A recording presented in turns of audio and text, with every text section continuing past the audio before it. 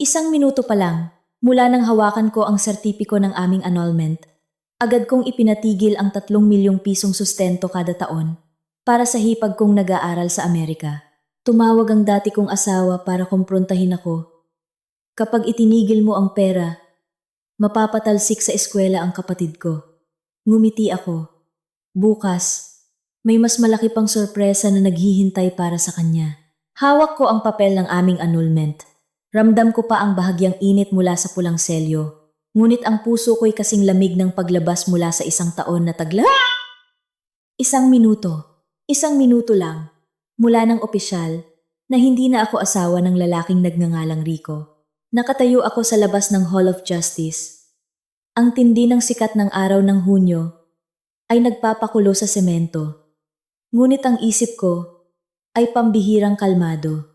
Walang luha, walang panginginig, at wala ni katiting na pag-aalinlangan. Binuksan ko ang aking telepono at tinawagan ang isang pamilyar na numero. David, itigil mo ang lahat ng sustento para kay Bea. Natahimik ng isang segundo ang kabilang linya bago maingat na sumagot ang aking assistant. Opo, ma'am. Ititigil po lahat, kasama ang tuition fee, living expenses, upa sa bahay. Lahat po ba ay ilolak na agad ang account? Oo. Lahat, sagot ko. Sige po, ma'am. Naiintindihan ko po. Ibinaba ko ang tawag. Isang minuto lang. 5 taon kong sinuportahan ang isang taong hindi ko kadugo. Mahigit 3 milyon bawat taon. Ngayon, isang salita lang ang kailangan para tapusin ang lahat. Pag-angat ko ng tingin, nakatayo sa harap ko si Rico. Suot pa rin ang kanyang plansadong suit, taglay pa rin ang kumpiyansa sa sarili tulad ng dati, at may bakas pa ng ngiti ng isang nagwagi sa kanyang labi. Karina, sa wakas, natauhan ka na rin. Inayos niya ang kwelyo ng kanyang damit. Ang tono niya'y tila nabunutan ng tinik. Dapat 3 buwan na ang nakalipas mo pa. To pinirmahan. Bakit kailangan pang patagalin? Pero ayos na. Tapos na rin naman. Tinitigan ko siya. Ang lalaking minsan kong pinagkatiwalaan. Minahal ng sobra. Na akala ko'y sapat na siya lang sa buong buhay ko. Huwag kang mag-alala. Pagpapatuloy ni Rico. Ang boses niya ay puno ng pagmamagandang loob. Kahit wala kang makukuhang parte sa mga ari-arian, bilang respeto sa 5 taon nating pagsasama, bibigyan kita ng 500,000 pesos para makapagsimula ka ulit. 500,000 pesos? Bahagya akong natawa. 5 taon ng kasal. Kapalit ay 500,000. Kung ito ang ako 5 taon na ang nakalipas, baka naiyak pa ako sa tuwa, pero ngayon, nakakatawa na lang. Nakakatawa na gusto kong itanong pabalik. Sino kaya talaga ang namimilimos kanino? Tumingin ako sa hawak kong titulo ng lupa. Marahang hinaplos ang daliri ko sa papel. Rico, dahan-dahan kong sabi, may itatanong lang ako sa'yo. Bahagya siyang kumunot noo, pero tumango pa rin. Sige, ano yon? Ang kapatid mong si Bea, mahigit 3 milyon kada taon ang ginagastos sa pag-aaral sa Amerika. Alam mo ba, kung kaninong pera yon? Natigilan si Rico sandali bago humalakhak. Karina, annulled na tayo. Kung ano-ano nang pinagsasabi mo. Pera yon ng kumpanya. Anong kinalaman mo doon? Tumango ako at tumingin sa relo. 30 segundo na ang nakalipas. Setyembre 2020. Sabi ko sa pantay na tono. Noong panahong yon, kapos sa pera ang kumpanya mo. Kaya nag-transfer ako ng 2 milyon mula sa personal account ko para pambayad sa unang taon niya. Ang ngiti sa mukha ni Rico ay unti-unting nanigas mula 2021 hanggang 2023. Pagpapatuloy ko, bawat taon, nagpapadala ako ng mahigit 3 milyon kasama ang tuition, upa sa bahay, at allowance. Nakatala lahat bilang suporta para kay Bea. Nagsisinungaling ka. Pabulong na sabi ni Rico. Kailangan ko bang mag-print ng bank statement? Tinitigan ko siya ng diretso sa mata. At isa pa, noong 1 taon, humingi si Bea ng bagong kotse. Dahil lahat daw ng kaibigan niya doon, magagara ang sasakyan. Lumapit ka sa akin para humingi ng tulong. Nag-transfer ako ng karagdagang 1 milyon at kalahati sa'yo. Ang mukha ni Rico ay namutla. Pera yon ng kumpanya. Ngumiti ako. Pera ko yon. Ang hangin sa pagitan namin ay biglang bumigat. Halos hindi na makahinga. Tamang-tama. Nag-vibrate ang telepono ko. Isang international call. Sinagot ko at inilagay sa loudspeaker. Ate Karina, anong ginawa mo? Ang matinis at galit na boses ni Bea ay umalingaw-ngaw mula sa kabilang linya. Bakit nakalak lahat ng card ko? Nasa butik ako ngayon. Pinagtitinginan ako na parang magnanakaw. Alam mo ba kung gaano to nakakahiya? Pinakinggan ko siya bago marahang sumagot. Bea, simula ngayon, sarili mo na ang aasikasuhin mo. Ano? Annulled na kami ng Kuya Rico mo. Wala na akong obligasyong suportahan ka. Natahimik ng isang segundo ang kabilang linya bago sumabog. Kahit annulled na kayo, lalo mo kong dapat bayaran. Malapit na ang bayaran ko ng tuition. At yung bag na tinitingnan ko, pinatay ko ang tawag, walang pag-aalinlangan. Tumingin sa akin si Rico. Ang mga mata niya'y namumula sa galit. Karina, i-activate mo ulit agad ang account ni Bea. Itinagilid ko ang ulo ko. Tinitingnan siya na parang isang estranghero. Kapatid mo, ikaw ang sumuporta. Hindi ba't isa kang matagumpay na negosyante?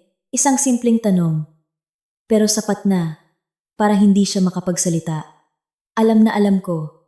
Ang tinatawag na matagumpay na korporasyon ni Rico ay isang magandang panlabas lang. Matagal nang manipis ang cash flow nito kung hindi dahil sa pera kong palihim na ipinapasok. Noong 1 taon pa bumagsak ang kumpanyang yon, hindi siya makaimik. Muling tumunog ang telepono niya. Pagkakataong ito, ang nanay niya. Sinulyapan ko ito.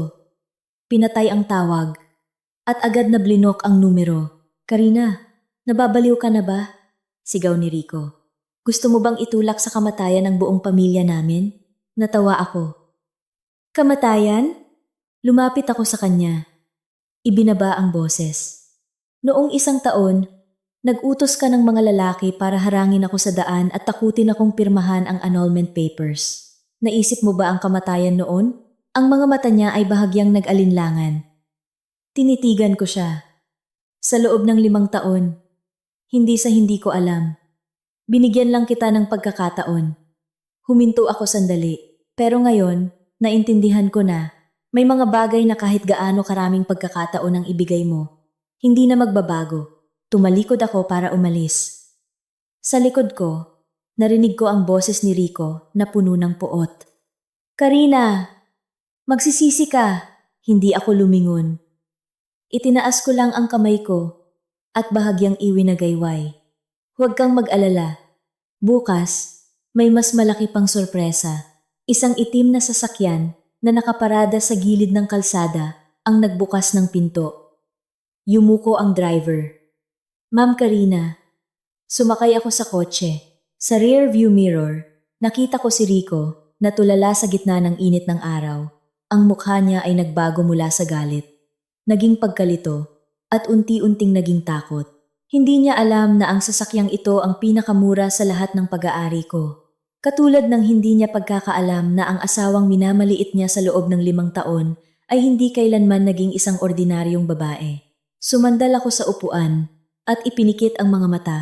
Isang malalim na buntong hininga ang kumawala. 5 taon. Sa wakas, natapos na. Pero ito ay simula pa lamang. Dahan-dahang umandar ang sasakyan sa siksikang trapiko ng tanghali. Ang siyudad ay maingay pa rin. Tulad ng dati, pero ang kalooban ko ay pambihirang payapa. Para bang matapos ang isang mahabang bagyo, sa wakas ay nakahinga ako ng malalim nang hindi na kailangang pigilan. Iminulat ko ang aking mga mata at tumingin sa labas ng bintana. Ang bawat gusali na aming dinadaanan, ang bawat pamilyar na kalsada ay biglang naging banyaga dahil mula sa sandaling ito, ang buhay ko ay lumiko na sa isang ganap na ibang direksyon. Ma'am Karina, didiretso po ba tayo sa opisina? Tanong ng driver sa pamamagitan ng rearview mirror. Oo. Sa opisina, maikli kong sagot. Kalmado ang boses. Muling nag-vibrate ang telepono sa aking kamay. Isang text message mula sa isang hindi kilalang numero. Karina, magbabayad ka. Hindi na kailangang hulaan kung sino. Tinitigan ko ang mga salita ng ilang segundo bago mag-reply ng isang pangungusap. Nagsisimula pa lang ang laro. Pagkatapos isend, blinak ko agad ang numero. Wala nang dagdag na salita. Huminto ang sasakyan sa harap ng isang matayog na glass building sa sentro ng lungsod. Ang sikat ng araw ay tumama sa malaking karatula sa tuktok. Ang apat na salitang CPH Corporation ay kumikinang. Ito ang kumpanya ko. Isang katotohanang hindi kailanman nalaman ni Rico sa loob ng 5 taon. Lagi niyang iniisip na isa lang akong maliit na shareholder. Isang ordinaryong babae na nasa bahay lang. Na paminsan-minsan ay nagbibigay ng kaunting puhunan. Hindi niya alam na lahat ng investment na sumalba sa kumpanya niya, lahat ng kontratang tumulong sa kanyang manatili sa negosyo, ay dumaan sa mga kamay ko. Pagbaba ko ng sasakyan, kusa nang bumukas ang pinto. Ma'am Karina, sabay-sabay na yumuko ang mga receptionist. Tumango ako ng bahagya at dumiretso sa pribadong elevator, paakyat sa pinakamataas na palapag. Pagbukas ng pinto, naghihintay na ang sekretarya kong si Liza. May hawak na mga dokumento. Ma'am Karina, dumating na po si attorney. Reyes, naghihintay sa conference room. Bukod po doon, tumawag ang kumpanya ni Sir Rico. Nagtatanong tungkol sa investment para sa quarter na ito. Hindi ako huminto. Paghintayin mo ang abogado ng 5 minuto. At yung investment, i-hold mo muna. Natigilan si Liza ng 1 segundo. Pero ayon po sa kontrata, alam ko kung anong nakasulat sa kontrata, putol ko. Mahinahon pa rin ang boses. Pero may provision din doon tungkol sa risk assessment kapag may malaking pagbabago. Kaaanul lang ni Rico. Isa, yung malaking pagbabago. Agad na tumango si Liza. Opo ma'am. Naiintindihan ko po. Pumasok ako sa aking opisina. Isinara ang salaming pinto at agad na bumalot ang katahimikan. Dumiretso ako sa bintana. Pinagmasdan ang daloy ng mga sasakyan sa ibaba. Ang mga tao ay parang maliliit na tuldok. Biglang pumasok sa isip ko ang imahe ni Rico. Natulala sa harap ng Hall of Justice kanina. Hindi pa niya naiintindihan ang nangyayari. Pero malapit na. Ma'am Karina, kumatok si Liza. Handa na po si Attorney Reyes. Lumingon ako at tumango. Papasukin mo siya. Pumasok si Attorney Reyes. Maayos ang pangangatawan. Matalas ang tingin ng isang sanay humawak ng mga komplikadong kaso. Ma'am Karina, handa na po ang mga papeles. Inilapag niya ang isang folder sa mesa. Tinipon ko na po ang lahat ng ebidensya tungkol sa paglilipat ni Rico ng mga ari-arian, pamemeke ng mga libro, at pati na rin ang patunay ng kanyang pambababae. Kung isusumite natin ito sa korte, hindi lang natin mababawi ang mga ari-arian, maaari rin tayong humingi ng danyos. Umupo ako at binuklat ang bawat pahina. Mga numero, mga kopya ng bank statement, mga litrato lahat ay malinaw at hindi maikakaila. Magkano lahat? Tanong ko. Inayos ni Attorney Reyes ang kanyang salamin. Humigit kumulang. 70 milyon pesos. 70 milyon? Isinara ko ang folder at inilapag sa mesa. Hindi ko kailangan ang perang yan. Nagulat siya. Anong ibig niyong sabihin, ma'am? Gusto kong malugi ang kumpanya ni Rico. Natahimik ang buong silid. Tinitigan ako ni Attorney Reyes. Ang kanyang mga mata ay nagpakita ng pagkagulat bago naging seryoso. Mas magiging komplikado po yan. Alam ko. Aabuti ng oras, magastos, at maaaring tumagal. Hindi ako kapos sa oras. Tinitigan ko siya ng diretsyo. Resulta lang ang kailangan ko. Dahan-dahang tumango si Attorney Reyes. Sige po, sisimulan ko na agad. Pagkaalis niya, muling nag-vibrate ang telepono ko. Si Angela. Karina, annulled na kayo? Puno ng pananabik ang boses niya. Oh, hay salamat. Sa wakas.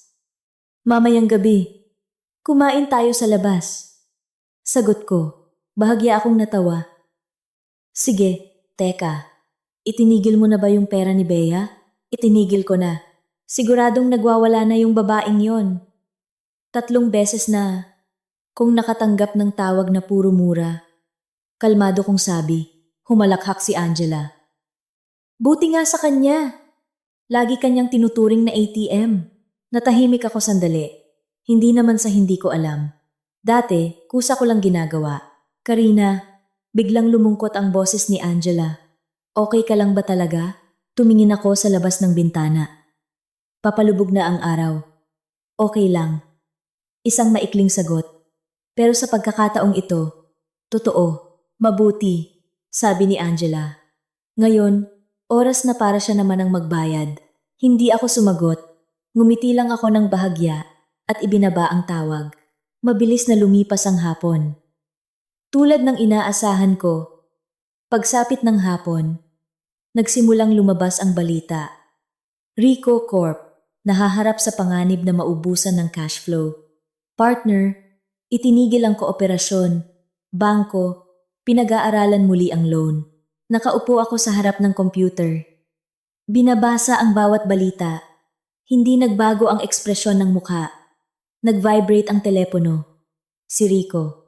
Tinitigan ko lang ang screen hanggang sa matapos itong tumunog. Saka ko pinatay. Sunod-sunod ang mga text. Karina, ikaw ba ang may gawa nito? Bakit itinigil ang investment?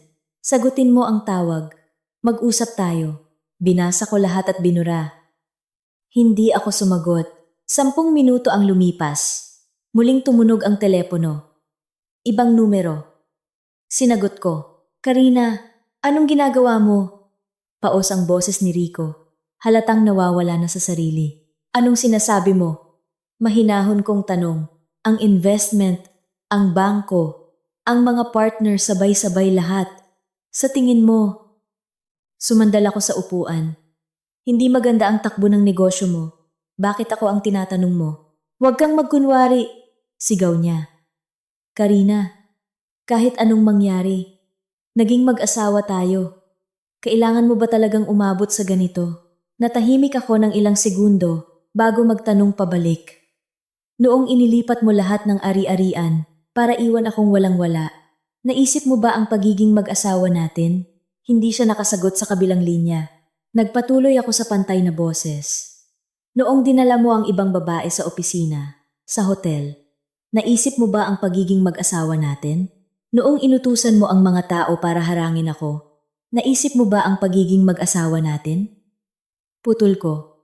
Hindi malakas ang boses ko. Pero bawat salita ay parang sumasaksak. Ganap na katahimikan sa kabilang linya. Matagal bago bumulong si Rico. Anong gusto mo? Sa wakas, naitanong din niya. Tumingin ako sa labas. Papalubog na ang araw. Malalaman mo. Sabi ko at ibinaba ang tawag. Hindi na siya binigyan ng pagkakataong sumagot. Gabi na. Mag-isa akong nakatayo sa opisina. Nagsindi na ang mga ilaw ng syudad. Ang liwanag ay parang dagat ng mga artipisyal na bituin. Itinaas ko ang kupita ng alak. Bahagyang inalog. Ang pulang likido ay umikot, sumasalamin sa mga ilaw. 5 taon. Akala ko, kung magtitiis pa ako ng kaunti, kung magpapasensya pa ng kaunti, magiging maayos ang lahat. Pero lumalabas na may mga taong kahit gaano ka pa magsakripisyo, ituturing pa rin nilang obligasyon mo. Huminga ako ng isang higop. Mapait, pero katanggap-tanggap. Umilaw ang telepono ko. Isang bagong balita. Rico Corp. Opisyal na sinuspinde ang 500 milyong pisong loan. Ngumiti ako. Rico, nagsisimula pa lang ito. Sa labas, maliwanag pa rin ang syudad. At sa loob ko, isang pinto ang nagsara at isa namang pinto ang dahan-dahang bumubukas. Kinabukasan, nagising ako ng mas maaga kaysa karaniwan. Hindi dahil sa trabaho, kundi dahil sa isang kakaibang pakiramdam magaan. Pero alerto, na hindi ko hinayaang maging pabaya kahit sandali. Dahil alam kong ang mga nangyari kahapon ay simula pa lamang. Mas malalaking alon pa ang darating. At kung hindi ako mananatiling matatag, madali akong matatangay pabalik. Nagtimpla ako ng kape, tumayo sa balkonahe, at pinagmasdan ang syudad na tila inaantok pa. Ang sikat ng araw ay naglagay ng manipis na gintong kulay sa mga bubong. Biglang bumalik sa isip ko ang bawat hakbang na ginawa ko sa loob ng 5 taon. Bawat pera, bawat pagpaparaya, bawat pagbubulag-bulagan, at bawat pag-alo sa sarili, na konting tiis na lang, ipinikit ko ang aking mga mata.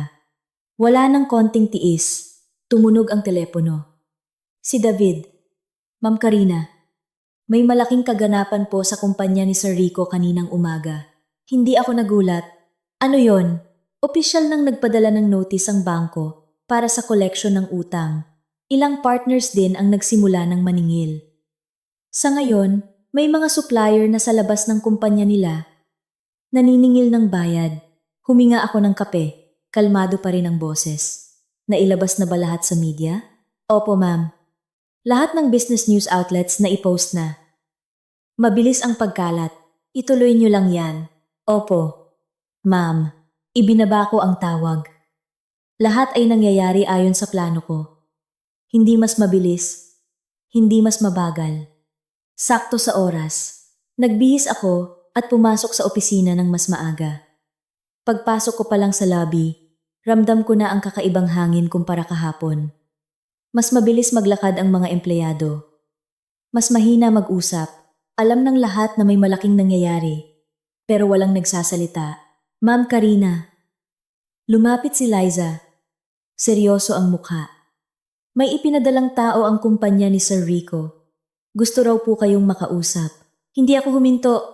Wag mong papasukin. Upe for finance po nila. Ma'am, lalong hindi kailangan. Pumasok ako sa elevator. Pagsara ng pinto, bumalot ang pribadong espasyo. Minsan, ang katahimikan ang pinakamalinaw na sagot. Pagdating sa itaas, paglabas ko pa lang, sunod-sunod na ang pag-vibrate ng telepono ko. Si Rico. Tinitigan ko, hindi sinagot. Sumunod ang mga text. Karina, alam kong ikaw to. Kritikal ang sitwasyon ng kumpanya. Huwag mong sobrahan. Mag-usap tayo. Binasa ko lahat at inilagay ang telepono sa mesa.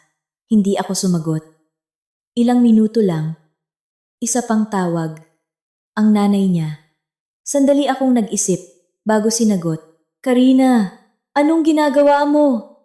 Matinis at galit ang boses niya. Malapit nang bumagsak ang kumpanya ni Rico. Tapos itinigil mo pa ang pera ni Bea. Gusto mo bang patayin ang buong pamilya namin?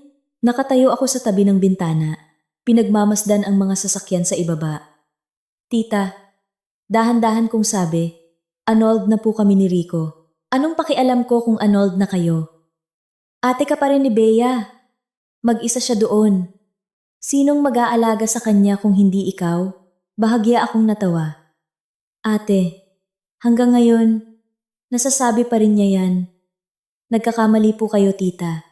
Kalmado pero malamig kong sabi. Mula kahapon, hindi na po ako parte ng pamilya niyo. Simula ngayon, ang mga problema ni Rico at ni Bea ay wala nang kinalaman sa akin. Natahimik ang kabilang linya bago bumalik sa maasim na tono. Alam ko na noon pa, hindi ka mabuting tao.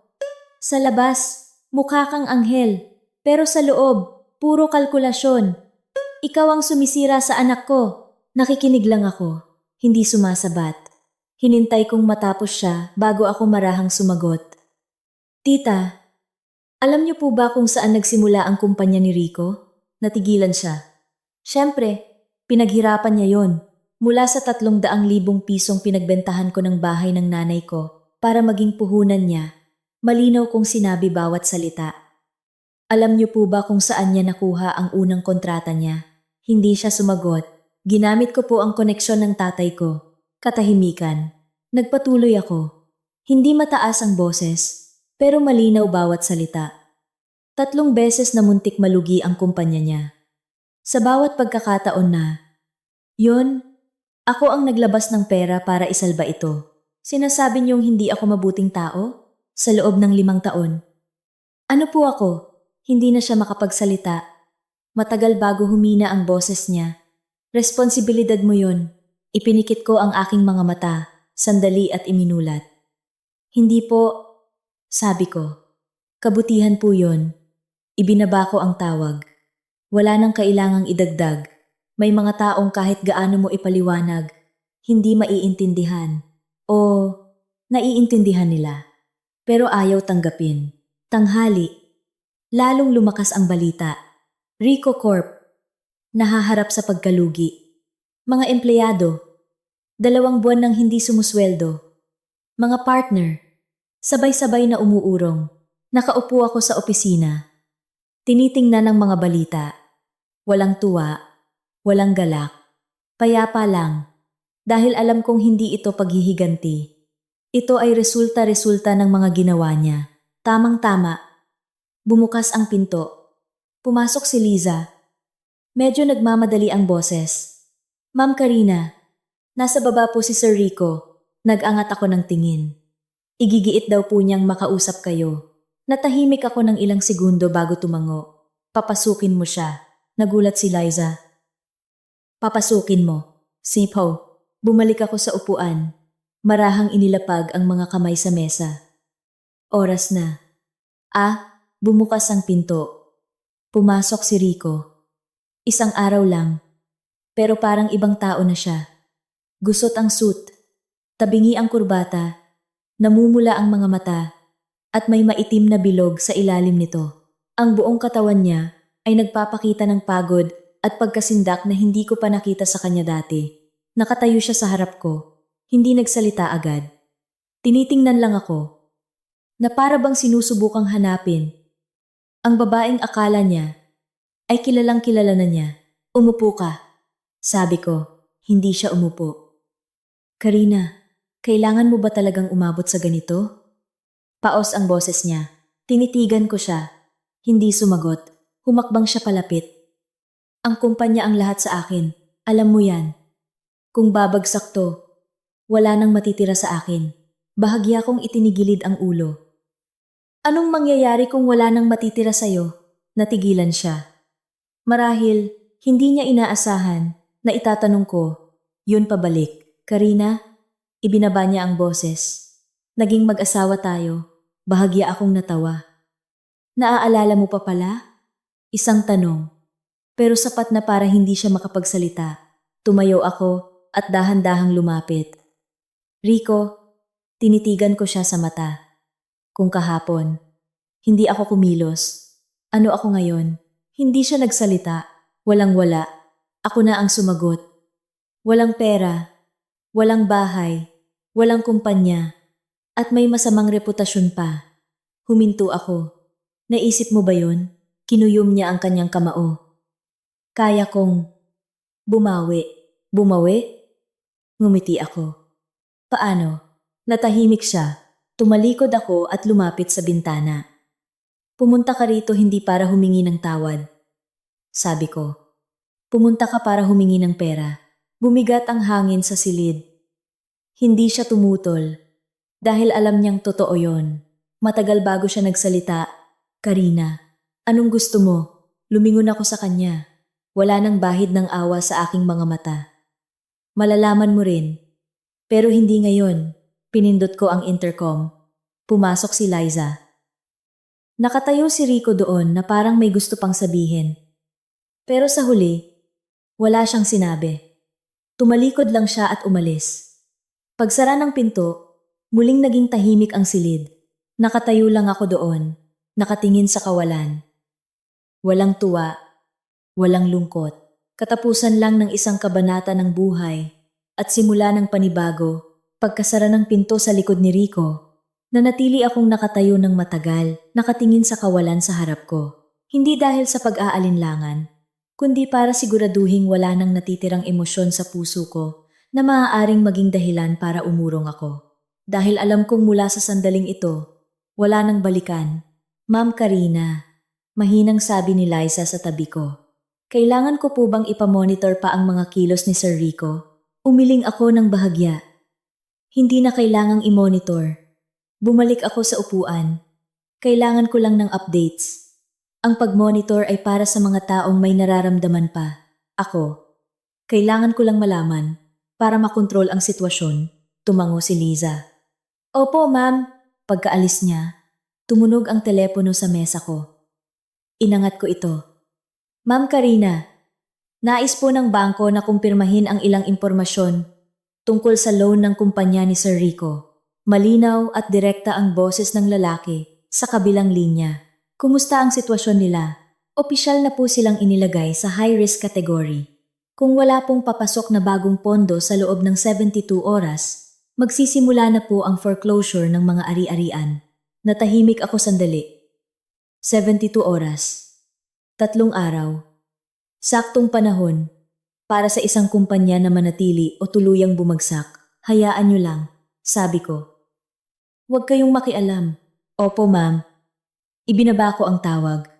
Sa isip ko, bawat numero, bawat takdang oras, ay malinaw na parang isang mapa na matagal nang iginuhit.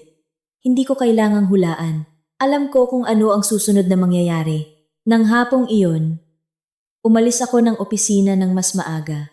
Hindi para magpahinga, kundi para pumunta sa isang lugar na matagal ko nang hindi binabalikan. Ang lumang bahay kung saan dating nakatira ang nanay ko. Ang bakal na tarangkahan ay luma pa rin. May mga natuklap na pintura. May mga baging na gumagapang sa isang sulok ng pader. Halos walang nagbago, maliban sa taong nasa loob na wala na. Itinulak ko ang pinto at pumasok. Tahimik ang paligid. Amoy ng lumang kahoy. Amoy ng panahon. At amoy ng mga alaala. Dahan-dahan akong naglakad sa bawat silid. Hinaplos ang mga pader na kupas na. Naalala ko ang nanay ko noon. Nakaupo sa tabi ng bintana, masipag na nananahi. Karina, hindi pera ang pinakamahalaga. Tila naririnig ko pa ang boses niya. Pero kung mayroon ka, huwag mong hayaang gamitin niya ng iba. Para apakan ka. Huminto ako at ipinikit ang mga mata. Noon, hindi ko lubos na naintindihan ang sinabi niya. Ngayon, naiintindihan ko na. Pumasok ako sa dating kwarto ni nanay. Binuksan ang isang aparador at kinuha ang isang maliit na kahon na gawa sa kahoy. Sa loob, naroon ang mga dokumento, titulo ng lupa, kontrata, at ang kanyang huling habilin. Hindi ko ito binuksan sa loob ng 5 taon. Hindi dahil sa takot, kundi dahil hindi ko kailangan. Pero ngayon, binuksan ko. Bawat salita ay malinaw at tiyak. Lahat ng ari-arian niya ay ipinamana sa akin. Kasama ang bahay na ito at ang mga shares sa isang kumpanya na hindi kailanman nalaman ni Rico. Bahagya akong natawa, isang napakagaang ngiti. Pala, mula pa sa simula, mas marami na akong pag-aari kaysa sa inaakala niya. Pinili ko lang manahimik. Isinara ko ang kahon at dinala ito. Pag-alis ko sa bahay, papalubog na ang araw. Ang mga ilaw sa kalsada ay nagsimula ng sumindi, nagbibigay ng dilaw na liwanag sa maliit na kalye. Huminto ako sandali sa harap ng tarangkahan, lumingon sa loob. Naiintindihan ko na po, Nay, bulong ko, at naglakad palayo. Nang gabing iyon, hindi ako umuwi sa apartment ko. Pumunta ako sa ibang lugar. Isang eleganteng restaurant sa itaas ng isang gusali, kung saan tanaw ang buong siyudad sa gabi. Naghihintay na si Angela. Sa wakas, dumating ka na. Kaway niya. Lumapit ako at umupo. Iba ka na talaga tingnan, sabi ni Angela. Tinitingnan ako mula ulo hanggang paa. Saan banda? Wala na yung itsura mong martir at tanga. Natawa ako. Ang sakit naman noon, pero totoo. Nagkibit balikat si Angela. Dati, tiniis mo lahat para sa kanya. Ngayon, pag naaalala ko, ako pa yung nanggigigil para sa'yo. Hindi ako tumutol dahil tama siya. Dinala ng waiter ang pagkain. Kumain kami habang nag-uusap. Mas magaan ang pakiramdam kumpara sa mga nakaraang araw. Teka, sabi ni Angela, sumubo ng pagkain. Hanggang saan mo babalak dalhin to? Inilapag ko ang baso. Hanggang sa maintindihan niya. Maintindihan ang ano? Na hindi lahat ng bagay pwedeng kunin nang hindi pinagbabayaran. Natahimik si Angela ng ilang segundo bago tumango. Tama yan. Nag-vibrate ang telepono ko. Isang text mula sa hindi kilalang numero. Ako ang bank manager ng Bangko X. Nais naming makipag-usap sa inyo tungkol sa utang ng kumpanya ni Rico. Binasa ko ito at ngumiti. Kumagat na ang isda. Tinaasan ako ng kilay ni Angela. Hindi ako sumagot agad. Tumingin lang sa labas ng bintana. Ang mga ilaw ng syudad ay kumikinang. Bukas, malalaman mo, sabi ko. Kinabukasan, pumunta ako sa bangko ayon sa aming usapan.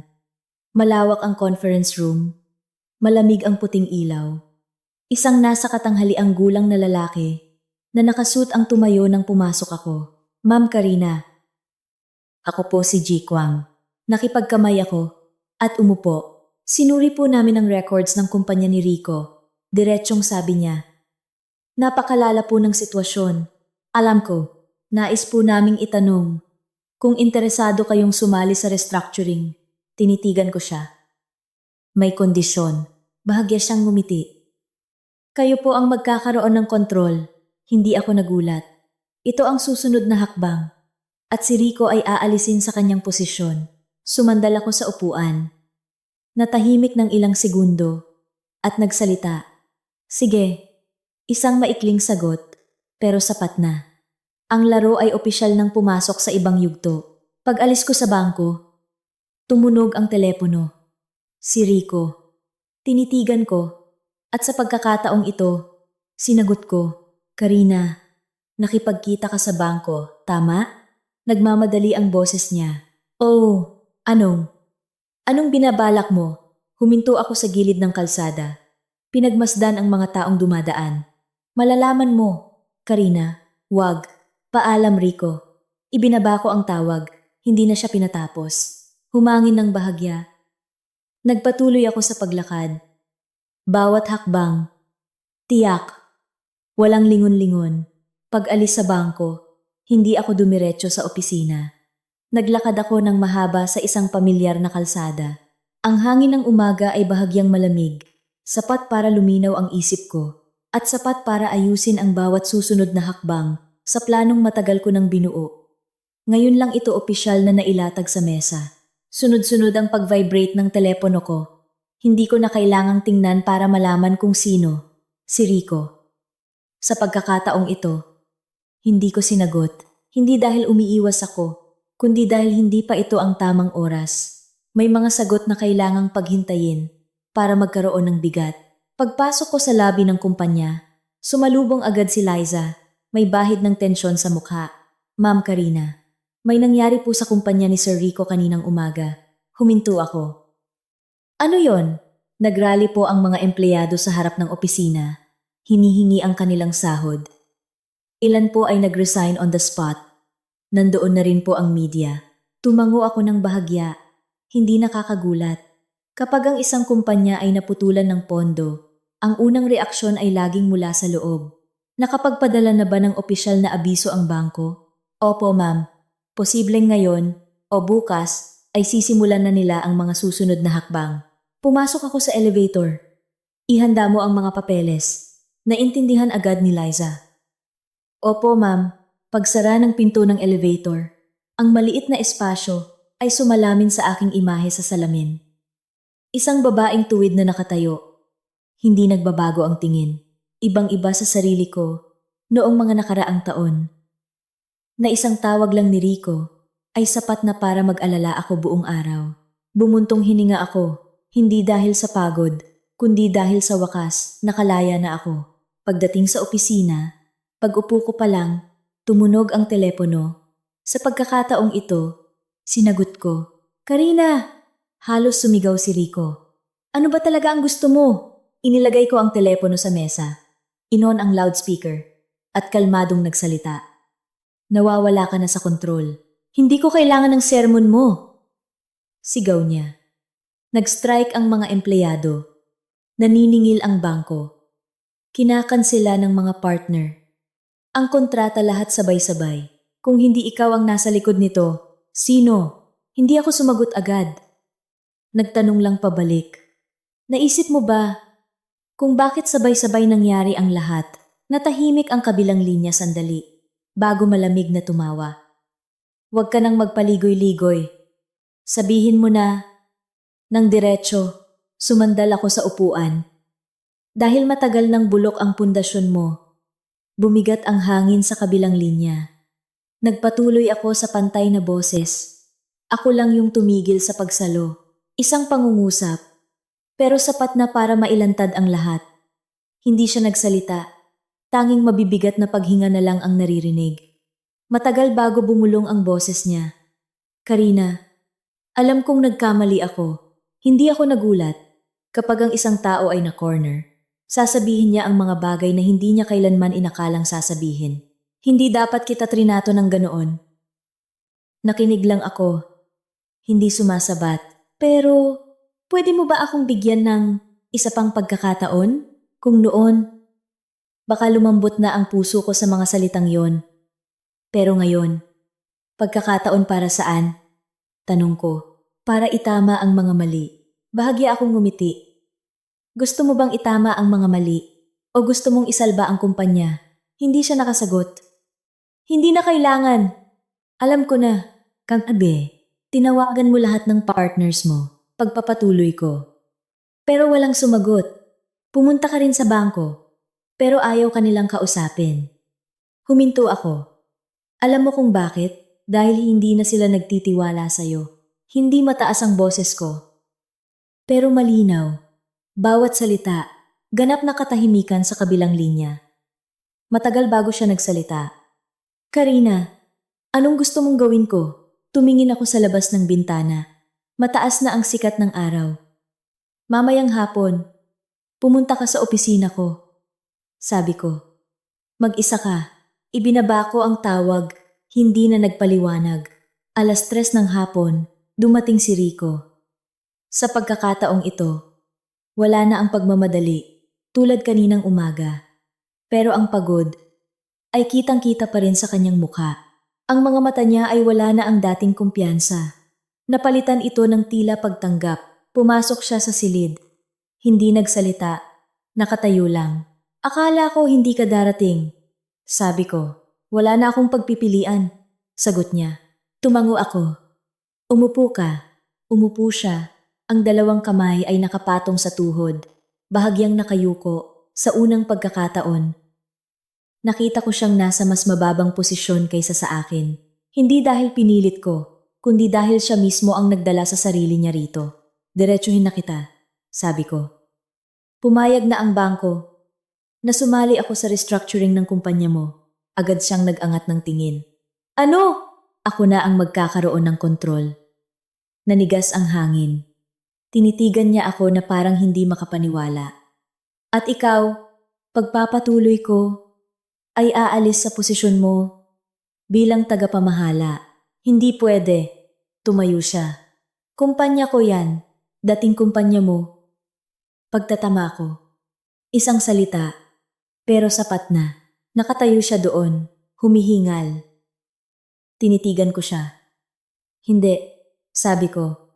Kinukuha ko lang pabalik kung ano ang sa akin. Natigilan siya. Binuksan ko ang drawer.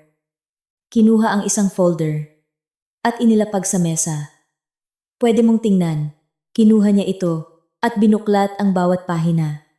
Ang ekspresyon ng kanyang mukha ay paiba-iba. Yan ang patunay ng lahat ng perang ininvest ko sa kumpanya mo, sabi ko.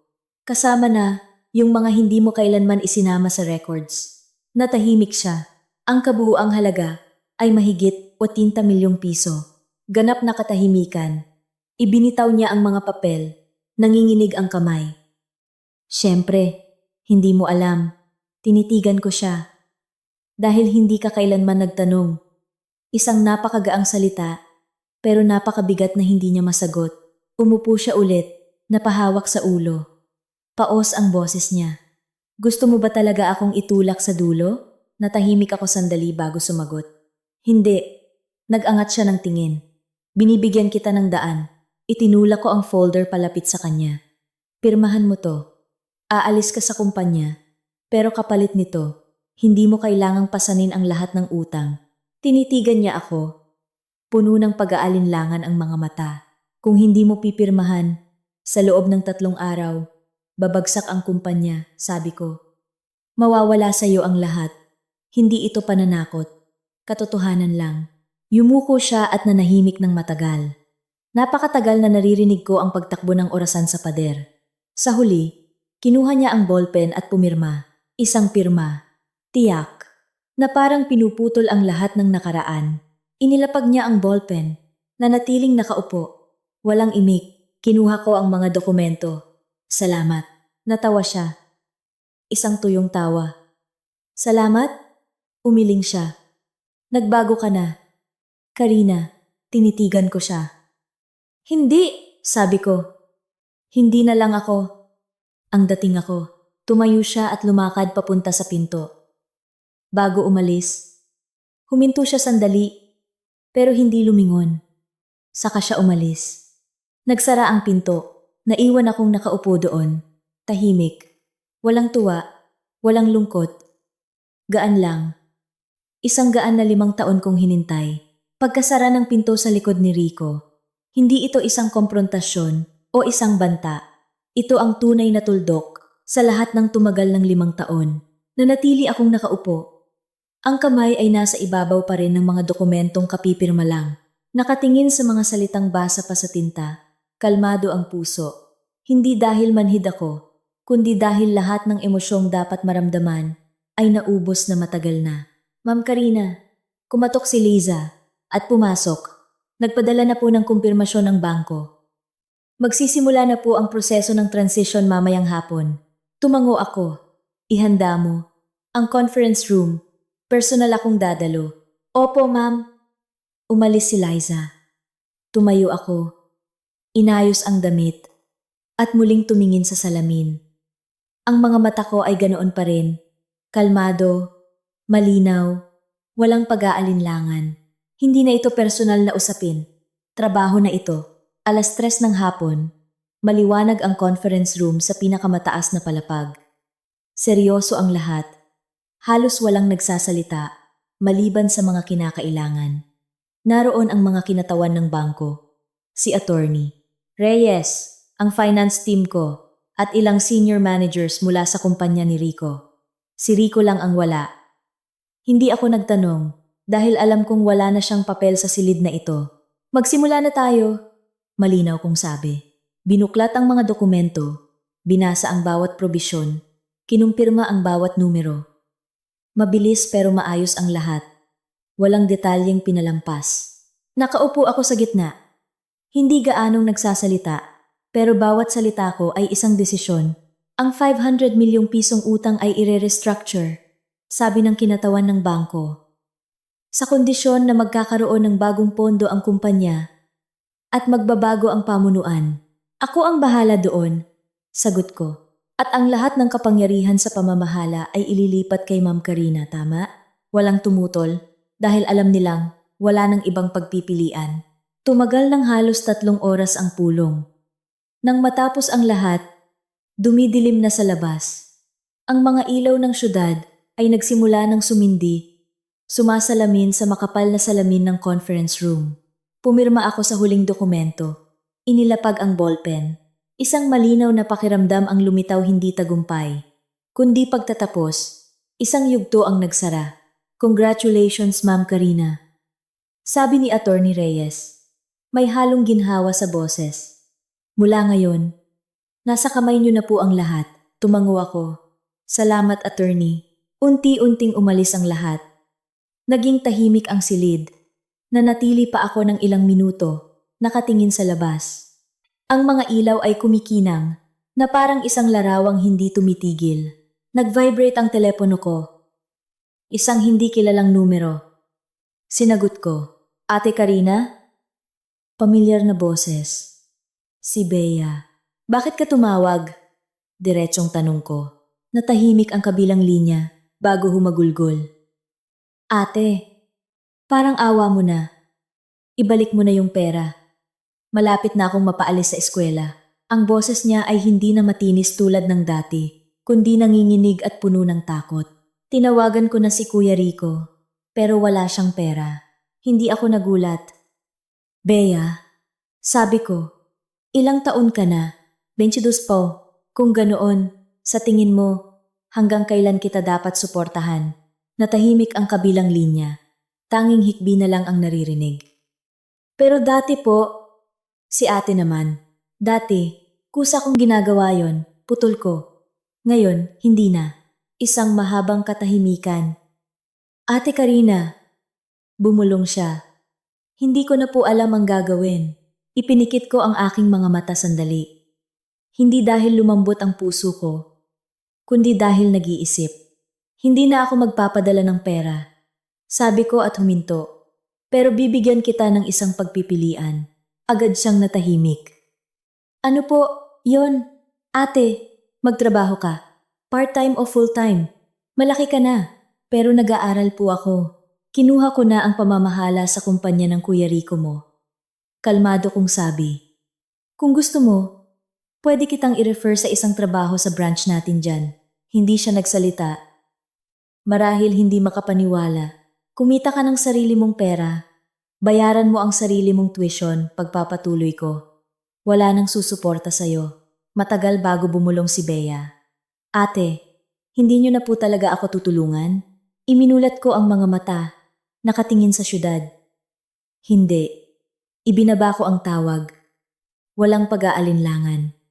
May mga taong kung hindi mo hihintuan, hindi matututong tumayo sa sarili nilang mga paa. Gabi na nang umuwi ako. Tahimik ang apartment. Wala nang sunod-sunod na text, wala nang mga tawag na puno ng pressure. Inilapag ko ang bag, pumunta sa kusina, nagsali ng isang basong tubig, at sumandal sa mesa. Isang katahimikan na dati kong kinatatakutan. Pero ngayon ay komportable. Umilaw ang telepono. Isang text mula sa numerong hindi nakasave. Karina, si Rico to. Tinitigan ko. Hindi sumagot. Sumunod na text. Umalis na ako sa opisina. Wala na akong natira. Sumunod pa. Nasa dati nating paboritong bar ako ngayong gabi. Hindi ko alam bakit ako nag-text sa'yo pero huminto doon ang text. Walang katapusan. Tinitigan ko ang screen ng ilang segundo at pinatay ito. Hindi ako pumunta. Hindi ako sumagot. Hindi ako lumingon. Lumabas ako sa balkonahe. Ang hangin ng gabi ay marahan, malamig. Pero hindi na nakakapanginig, tulad ng dati. Nakatayo ako doon. Pinagmamasdan ng siyudad. Ang mga ilaw ay maliwanag pa rin. Ang mga tao ay patuloy sa paglakad.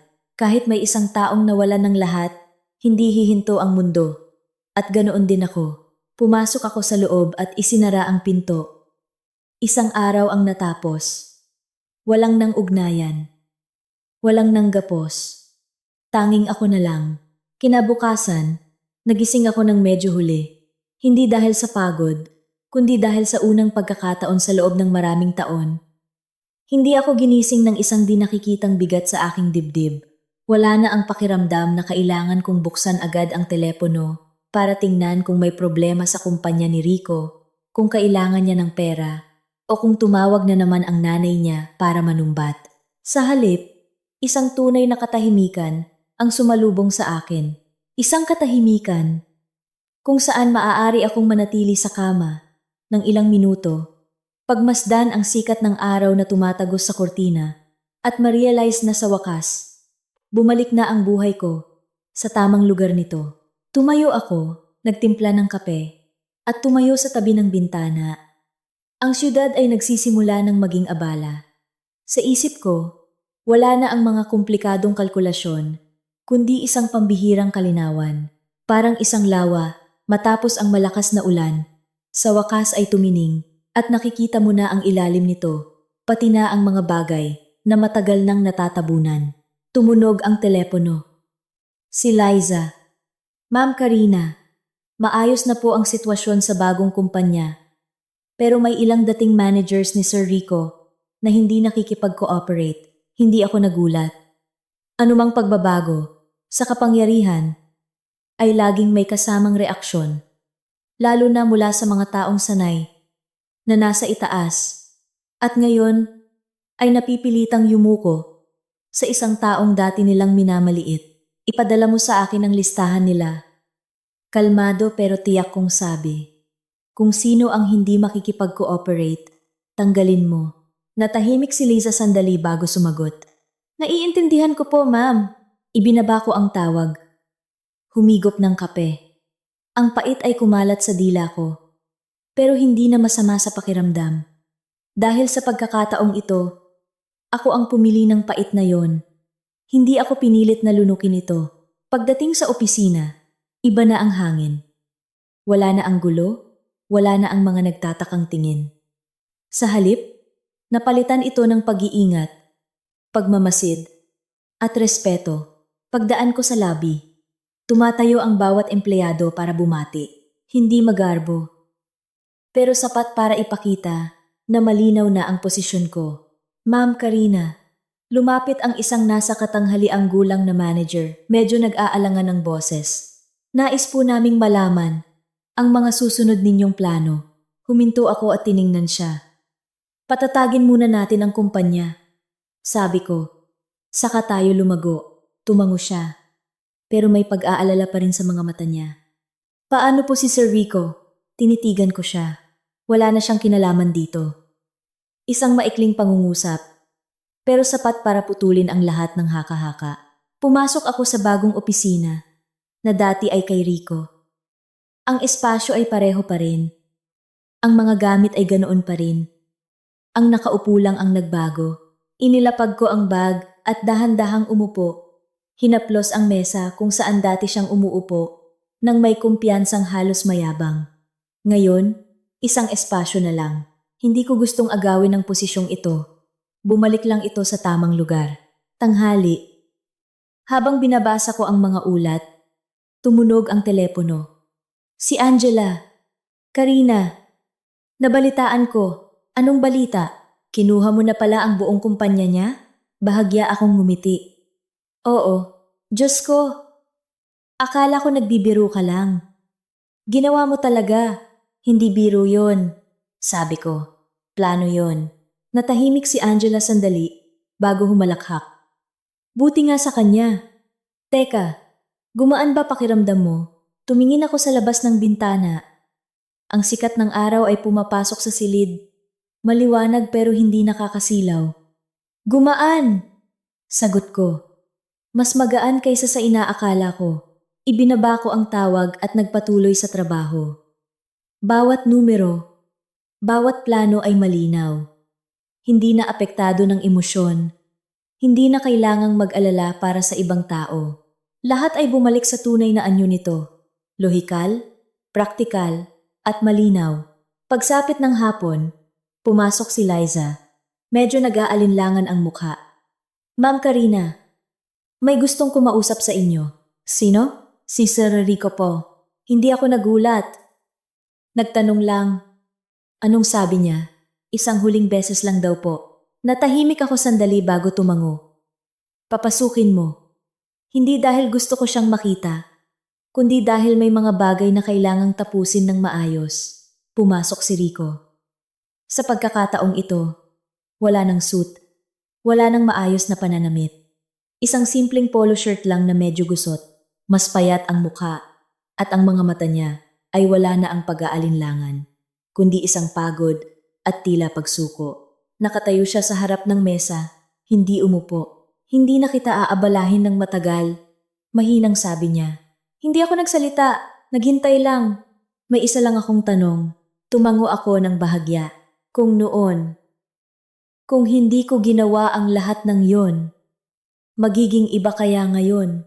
Isang simpleng tanong, pero huli na. Tinitigan ko siya. Hindi umiiwas. Oo, sagot ko. Ibang-iba, ngumiti siya. Isang napakagaang pero mapait na ngiti. Akala ko rin, isang mahabang katahimikan. Karina, pagpapatuloy niya, mas mahina ang boses. Sorry, hindi ako kumibo. Hindi dahil hindi ko narinig, kundi dahil ang salitang yon ay dapat sinabi niya matagal na. Alam kong wala nang saysay ngayon, sabi niya. Pero gusto ko pa ring sabihin. Tinitigan ko siya at tumango ng bahagya. Sige, isang salita lang. Hindi pagpapatawad, pero hindi rin galit. Pagtanggap lang. Nakatayo siya doon ng ilang segundo pa bago tumalikod. Bago umalis, huminto siya. Karina, hindi ako lumingon. Ako na ang bahala sa sarili ko. Hindi ako sumagot. Nagsara ang pinto. Sa pagkakataong ito na talaga ang huli. Naiwan akong nakaupo doon, nakatingin sa kawalan. Wala nang anumang emosyon. Walang tuwa. Walang panghihinayang. Isang malalim na kapayapaan lang, para kang naglakad sa isang mahabang daan. At sa wakas, nakahinto ka na ng hindi na kailangang lumingon pa. Sa labas, papalubog na ang araw. Nagsimula na namang sumindi ang mga ilaw ng syudad. Isa na namang araw ang natapos. Pero sa pagkakataong ito, hindi ito katapusan ng isang mahabang pagtitiis, kundi pagpapatuloy ng isang bagong buhay. Isang buhay kung saan hindi na ako ang nasa likod, hindi na ako ang tahimik na pumapasan. Ako na ang direktang humahawak sa manibela ng sarili kong landas. Tumayo ako at lumabas ng opisina.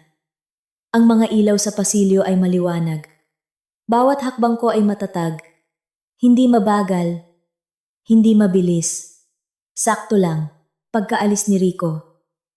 Tumayo ako sandali sa pasilyo, kung saan ang puting ilaw ay dumadaloy sa sahig, na parang isang tuwid na linya. Walang liko, walang tinatago, tulad ng daan na tinatahak ko ngayon. Malinaw, tiyak, at wala ng lugar para sa mga pag-aalinlangang nagpabagal sa akin sa loob ng maraming taon. Huminga ako ng malalim at nagpatuloy sa paglakad.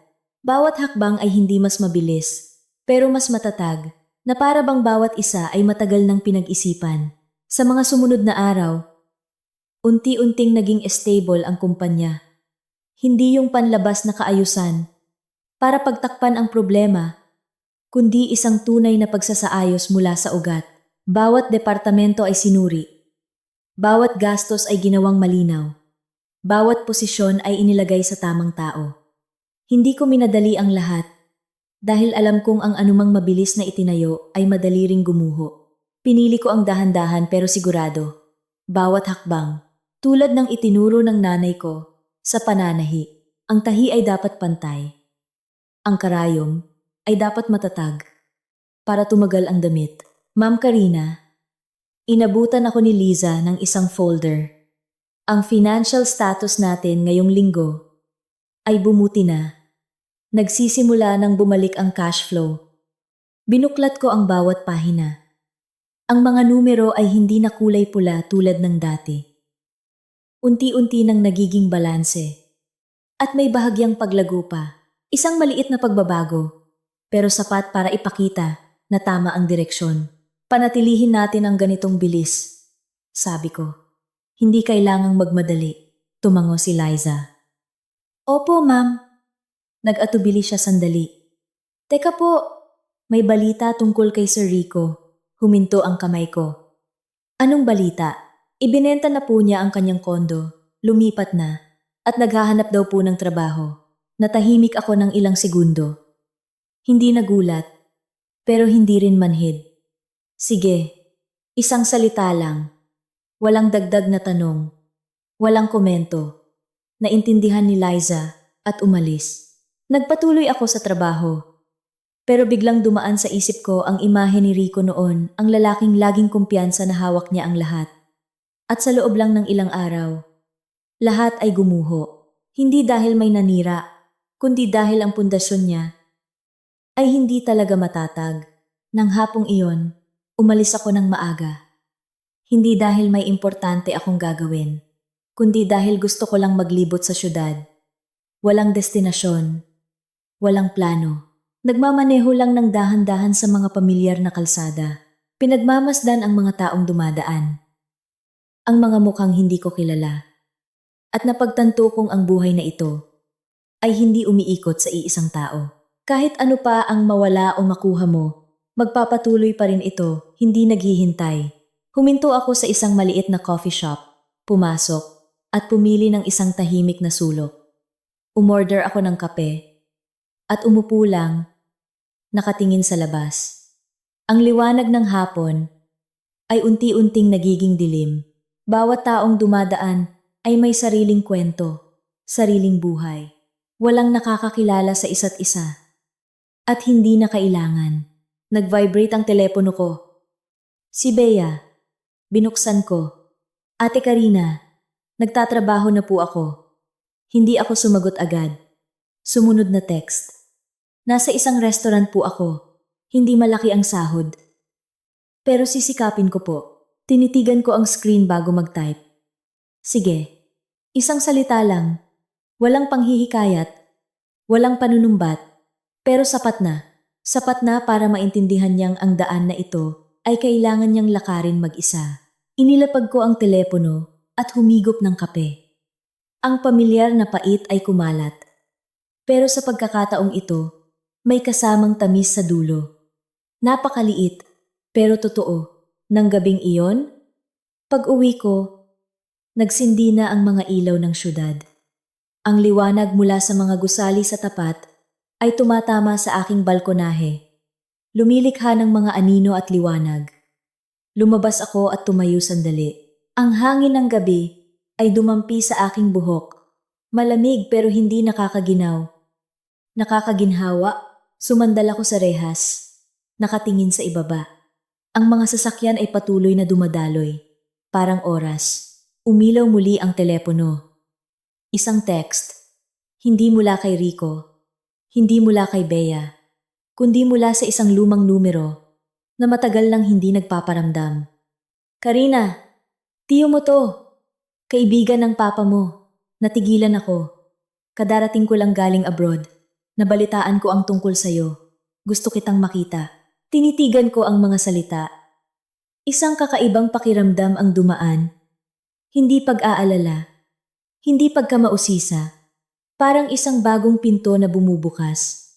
Hindi ako sumagot agad. Nakatayo lang ako doon. Pinagmamasdan ng syudad. Naalala ko ang papa ko. Matagal na siyang wala. Pero ang mga koneksyong iniwan niya ay nandyan pa rin. Tahimik na umiiral. Tulad ng iniwan ng nanay ko sa akin. Hindi magarbo, pero sapat na maging sandalan kapag kailangan. Huminga ako ng malalim at nag-reply. Sige po, kailan po kayo libre? Pagka-send. Inilapag ko ang telepono. Ang mga mata ko ay nakatuon pa rin sa malayo, kung saan ang mga ilaw ay nagdudugtong na parang isang walang katapusang linya. Ang buhay ko rin. Hindi hihinto dito. Hindi hihinto dito. Hindi matatapos sa pag-alis sa isang kasal o sa pagbawi sa mga nawala. Ito ay magpapatuloy. Magpapatuloy sa paglakad. Pero sa pagkakataong ito, hindi para sa iba, kundi para sa sarili ko. Ngumiti ako ng bahagya. Isang totoong ngiti. Ang text mula sa kaibigan ng aking ama ay nanatili sa screen. Hindi nagmamadali, hindi nangungulit, pero lumikha ng isang malalim na katahimikan na nagpaunawa sa akin na ang buhay ay hindi kailanman hihinto sa isang punto. Lagi itong magbubukas ng mga bagong daan sa mga panahong akala mo ay sarado na ang lahat. Nanatili pa ako sa balkonahe. Hinayaan ang hangin na dumaan para bigyan ng sarili ng pagkakataong bumagal. Hindi dahil sa pag-aalinlangan, kundi dahil gusto kong magpatuloy ng may buong kalinawan, hindi hinihila ng nakaraan, at hindi tinatangay ng panandali ang emosyon. Kinabukasan, maaga akong pumasok sa opisina. Mas kalmado na ang lahat.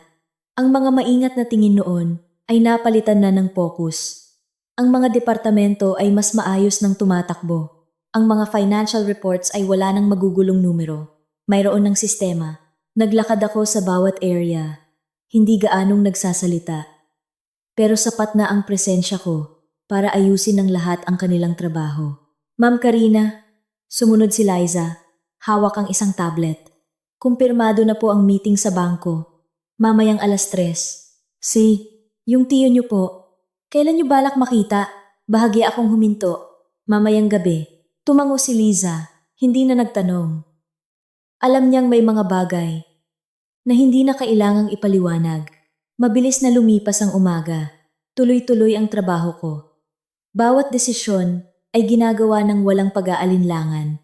Hindi na iniisip kung makakaapekto sa damdamin ng iba. Isang basehan na lang. Tama o mali. Kapaki-pakinabang o hindi. At dahil sa kalinawan na iyon, gumaan ang lahat kahit hindi nabawasan ang dami ng trabaho. Pagsapit ng hapon, naging maayos ang pulong sa bangko. Ang mga kondisyon ng restructuring ay nagsisimula ng magbunga. Mas kontrolado na ang cash flow. Unti-unting bumabalik ang tiwala ng mga partner. Hindi dahil sa mga sinabi ko, kundi dahil sa nakikita nilang ginagawa ko. Ma'am Karina, sabi ni Ji Kwang, mas magaan ang tono. Kung mapapanatili natin ang ganitong bilis, sa loob lang ng 3 buwan, tuluyan ng makakabawi ang kumpanya. Tumango ako. Hindi kailangang magmadali, sabi ko. Basta sigurado, ngumiti siya. Iilan lang ang nakakagawa niyan. Hindi ako sumagot. Kinuha ko lang ang mga dokumento. Tumayo at nakipagkamay para tapusin ang pulong. Dumidilim na. Nang umalis ako sa bangko, hindi ako umuwi agad. Nagmaneho ako papunta sa aming tagpuan. Isang lumang tea house sa isang tahimik na kalye. Hindi magarbo, pero pamilyar ang pakiramdam. Parang mga lugar na gusto ng papa ko. Pumasok ako at nakita ang isang matandang lalaki na nakaupo sa isang sulok. Tumayo siya nang makita ako. May bahid ng emosyon sa mga mata pero nanatiling kalmado. Karina, malalim ang boses niya. Lumapit ako at yumuko ng bahagya. Tio, umupo kami. Medyo awkward sa simula. Hindi dahil sa distansya, kundi dahil pareho naming sinusubukang ikonekta muli ang isang bagay na matagal nang napabayaan. Pasensya na kung ngayon lang ako nakipag-ugnayan sa'yo, sabi niya. Umiling ako. Ayos lang po. Tinitigan niya ako sandali bago bumuntong hininga. Kamukha mo ang nanay mo. Natahimik ako. Hindi ito ang unang beses na narinig ko yon, pero iba ang pakiramdam ngayon. Alam ko na ang lahat, pagpapatuloy niya.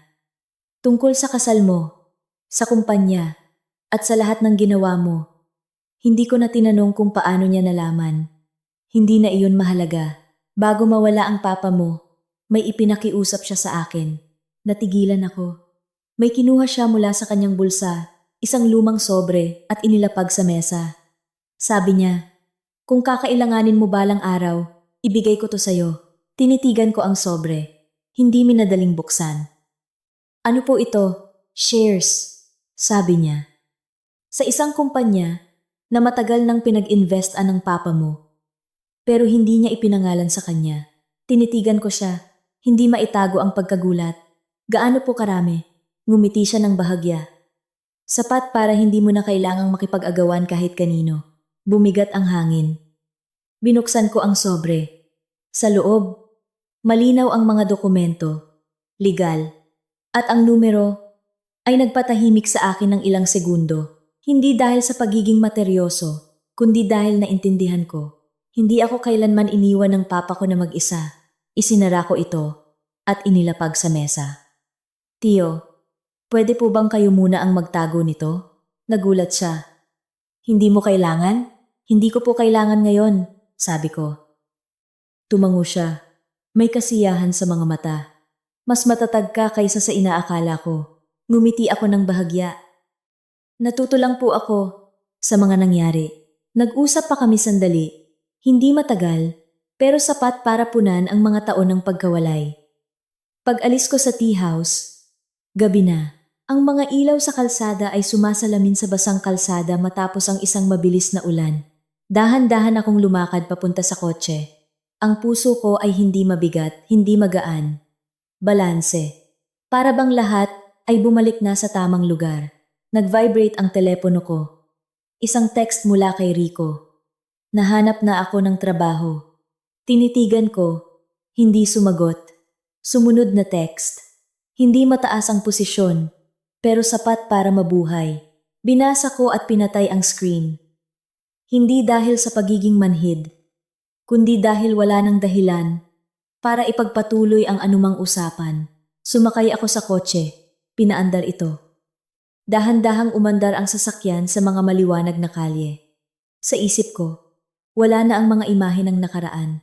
Wala na ang mga tanong na paano kung isang bagay na lang ang malinaw.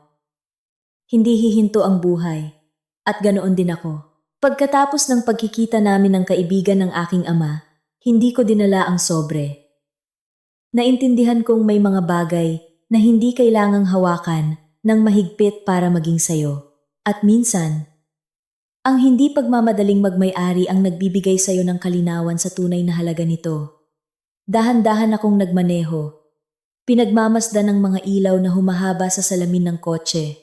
Sa isip ko, wala nang mga kalkulasyon o plano, kundi isang malalim na katahimikan.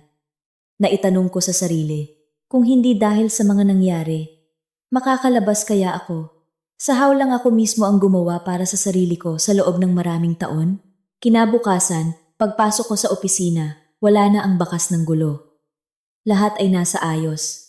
Hindi dahil sa pressure, kundi dahil sa katatagang unti-unting naitatag. Dumaan ako sa mga workstation, naririnig ang mga usapan tungkol sa trabaho, wala ng mga bulungan. At doon ko naintindihan na ang pagbabago ay hindi kailangang maging maingay para maging epektibo. Ma'am Karina, lumapit si Liza. Kinumpirma na ng partner natin sa Korea. Napipirmahan na ulit nila ang kontrata. Sabi nila, naniniwala sila sa paraan ng pamamahala nyo. Tumango ako. Ihanda mo ang mga papeles. Opo, ma'am. Tatalikod na sana si Liza nang huminto. Teka po, may isa pa. Tiningnan ko siya. Nag-email po si Bea sa kumpanya. Natigilan ako. Anong email? Nag-apply po siya bilang intern sa branch natin doon. Natahimik ako sandali. Bago kunin ang tablet na inabot ni Liza, binuksan ko ang email. Ang mga salita ay hindi na tulad ng dati na puro paghingi. Maayos, malinaw, at may pag-iingat. Ate Karina, alam kong wala na akong karapatang humingi ng pabor sa inyo, pero gusto kong subukan. Kung papayagan niyo po, magsisimula ako sa pinakamababang posisyon. Binasa ko ito. Walang emosyon, hindi manhid. Makatuwiran lang. Tanggapin mo. Sabi ko, nagulat si Liza. Po? Internship lang, walang special treatment. Opo, ma'am. Ibinalik ko ang tablet. May mga aral na kailangan mong pagbayaran para matutunan. Pero kung ang isang tao ay gustong magbago, dapat bigyan ng daan para makapagsimula. Hindi para sa kanila, kundi para sa sarili mo, para wala kang dalang sama ng loob. Tanghali, habang binabasa ko ang expansion plan, tumunog ang telepono. Isang hindi kilalang numero. Sinagot ko, Karina, si mama mo to. Natigilan ako. Hindi ang tunay kong ina, kundi ang ina ni Rico. Ang boses niya ay hindi na matinis, kundi malumanay at pagod. May kailangan po ba kayo, tita? Tanong ko. Gusto kitang makita. Hindi ako sumagot agad. Iniisip ko kung may saysay pa ang pagkikitang ito. Isang beses lang. Sabi niya, hindi na kita guguluhin. Tumingin ako sa labas ng bintana. Ang sikat ng araw ay maliwanag pero hindi masakit sa mata. Mamayang hapon po, sabi ko. Sa dati nating paboritong coffee shop. Sige, ibinaba niya ang tawag. Dumating ako ng maaga, umorder, at naghintay. Hindi nagtagal, pumasok siya, payat, at ang mukha niya ay wala na ang dating talas. Napalitan ng pagod. Karina, tawag niya. Tumayo ako at tumango. Tita, umupo kami. Tahimik sa simula. Pareho naming hindi alam kung saan magsisimula. Sorry, sabi niya. Hindi ako nagulat, pero hindi rin ako kumibo. Marami akong nasabing hindi maganda sa'yo. Akala ko, dahil may pera ka, responsibilidad mo na ang lahat. Hindi ko naisip na pinili mo lang yon. Humina ang boses niya. Nang mawala lahat kay Rico, doon ko lang naintindihan. Bumuntong hininga ako. Pagtanggap, hindi ako tumawag para humingi ng pera. Mabilis niyang sabi. Gusto ko lang sabihin sa'yo, ang isang bagay, naghihintay ako. Salamat, natahimik ako. Isang salitang simple, pero huli na. Hindi ako umaasang patatawarin mo ako. Pagpapatuloy niya. Gusto ko lang malaman mong naintindihan ko na ang lahat ng ginawa mo. Tinitigan ko siya at tumango ng bahagya. Sige po, hindi kulang, hindi sobra, yumuko siya. Si Rico, nagsisikap na rin siya. Hindi ako nagtanong. Hindi ako umaasang babalikan mo siya, sabi niya. Sana lang. Maging masaya ka. Ngumiti ako ng bahagya. Masaya naman po ako. Tumango siya. May namumuong luha sa mata. Hindi ko siya pinigilan. Pinanood ko lang siyang umalis. Ang likod niya ay unti-unting nawala sa dami ng tao sa labas. Walang tuwa, walang panghihinayang. Isang tahimik na pagtatapos lang ng gabing iyon. Pag-uwi ko, binuksan ko ang pinto. Maliwanag ang ilaw. Tahimik ang pamilyar na espasyo. Wala nang ingay mula sa nakaraan. Inilapag ko ang bag, lumabas sa balkonahe, at pinagmasdan ang syudad na puno ng ilaw. Umilaw ang telepono. Isang text mula sa tiyo ko. Karina, kapag handa ka na, ililipat ko na sa iyo ang lahat. Tinitigan ko ito at nagreply. Opo, pero hindi po kailangang magmadali. Pagka-send, inilapag ko ang telepono. Huminga ako ng malalim. Hindi ko kailangang magmadali. Dahil sa unang pagkakataon, alam ko kung saan ako pupunta. Pagkatapos ng pagkikita namin ng ina ni Rico, ang mga araw ay lumipas ng payapa. Walang malaking pagbabago. Walang sorpresa. Pero may kakaibang pakiramdam. Parang pagkatapos ng malaking alon, ang dagat ay kalmado na. May maliliit na alon na lang na nagpapaalala na minsan. Naging magulo ang lahat. Pero ngayon, nakaraan na. Pumapasok pa rin ako sa trabaho. Ginagawa ang mga gawain. Pero wala nang parte ng isip ko ang hinihila pabalik. Isang umaga, habang tinitingnan ko ang plano para sa market expansion, pumasok si Liza. Iba ang ekspresyon. Hindi tensyonado, kundi nag-iisip. Ma'am Karina, may dapat po kayong malaman. Nag-angat ako ng tingin. Ano yon? Naaksidente po si Sir Rico. Natigilan ako. Hindi dahil sa gulat, kundi dahil sa pagkabigla. Malubha ba? Hindi po nakakamatay, sagot ni Liza. Pero nabali po ang braso niya. Nasa ospital po ngayon. Natahimik ako ng ilang segundo. Ang balita ay hindi nakapagpadurog ng puso ko. Pero hindi rin ako manhid. Kahit paano, siya pa rin ang taong kasama ko sa isang mahabang bahagi ng buhay ko. Kahit hindi maganda ang naging wakas. Sige, sabi ko. Salamat sa impormasyon. Umalis si Liza. Bumalik ako sa mga papeles. Pero hindi na ako makapag-focus. Biglang pumasok sa isip ko ang imahe ni Rico. Sa mga nakaraang araw, hindi na ang mayabang na lalaki, kundi isang taong nagsisikap magsimula muli. At ngayon, isa na namang pagsubok. Inilapag ko ang ballpen at tumingin sa labas. Hindi ako nag-isip ng matagal. Tanghali, umalis ako ng opisina.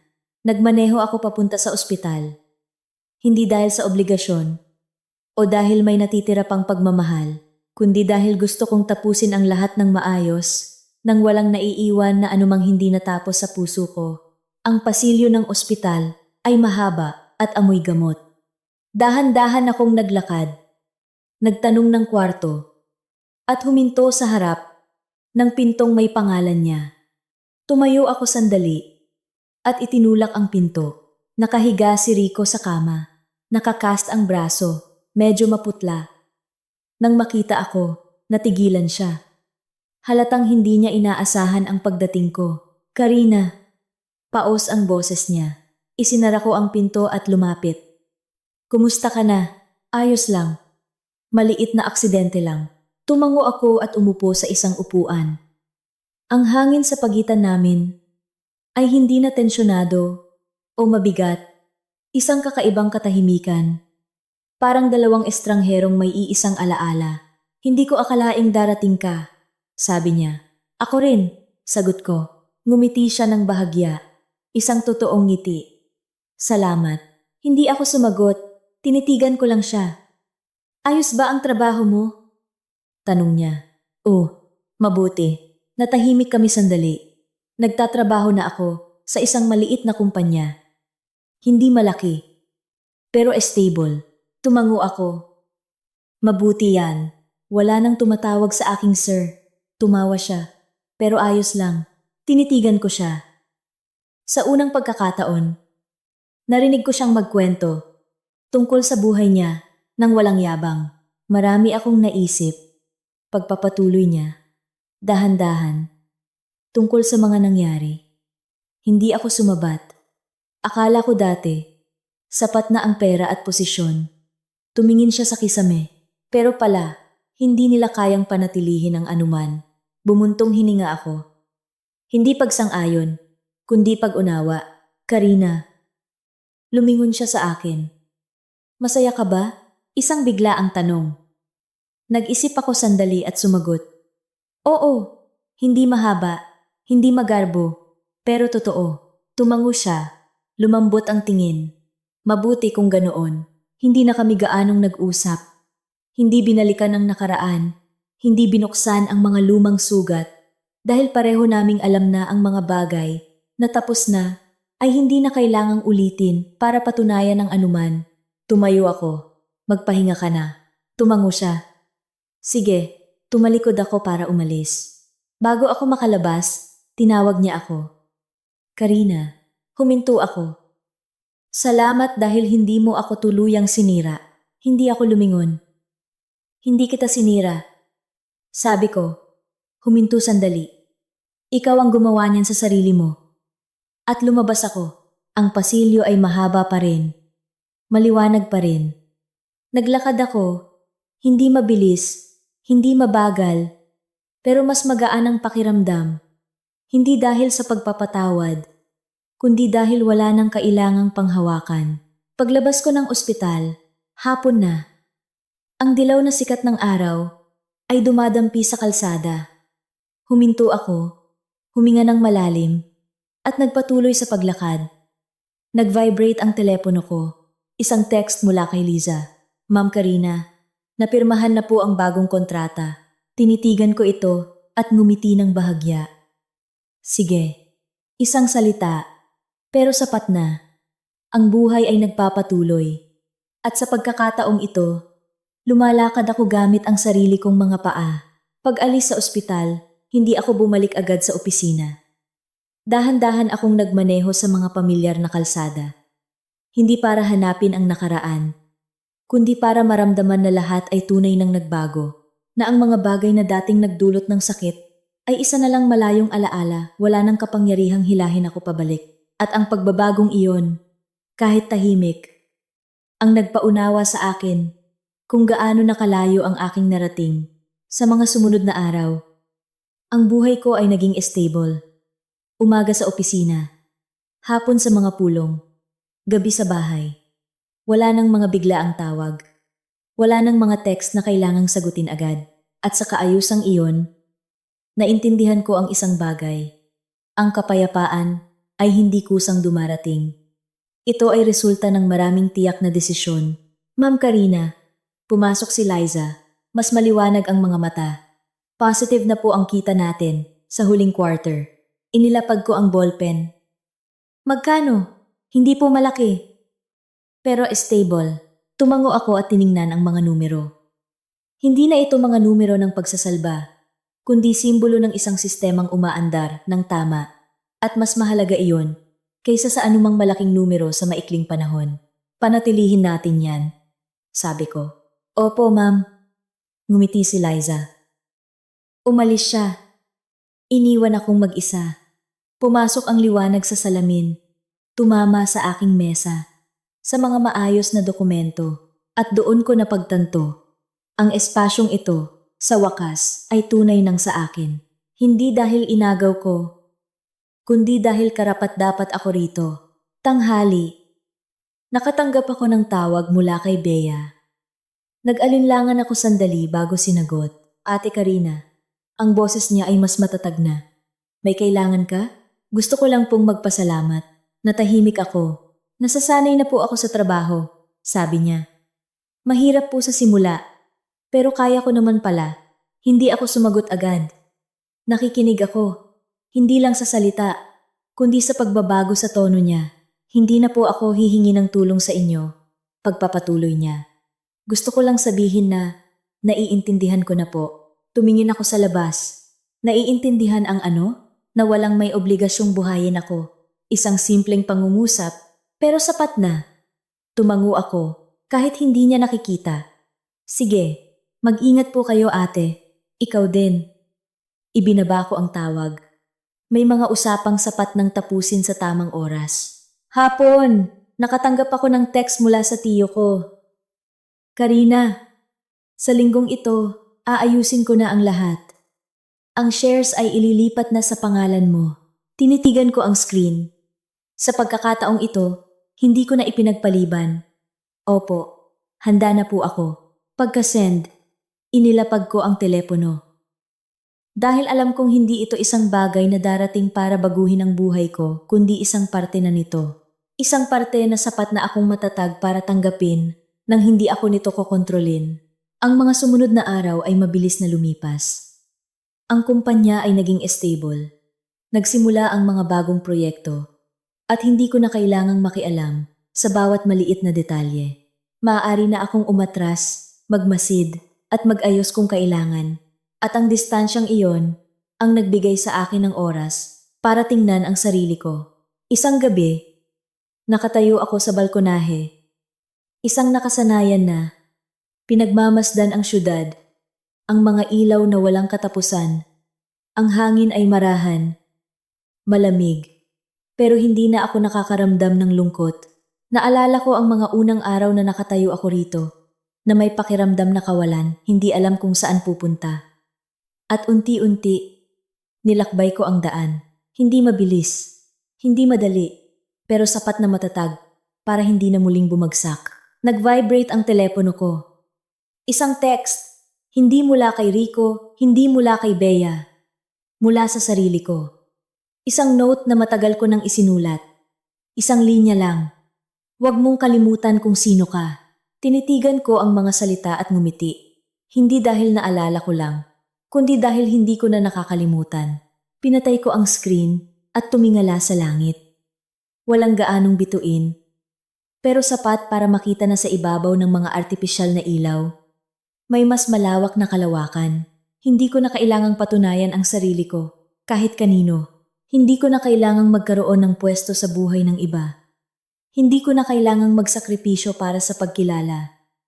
Kailangan ko lang mabuhay nang naaayon sa pinili ko. At sa pagkakataong ito, pinili ko ang sarili ko. Ang mga huling araw ng taon ay dumating ng tahimik. Ang buhay ko ay pumasok na sa isang stable na daloy pagkatapos ng lahat. Hindi ko na sinusukat ang oras sa mga malalaking kaganapan, kundi sa mga umagang gumigising ako nang walang bigat sa dibdib, mga hapong natatapos ang trabaho sa tamang oras, at mga gabing nakatayo sa balkonahe. Pinagmamasdan ang syudad nang wala ng mga tanong na walang sagot.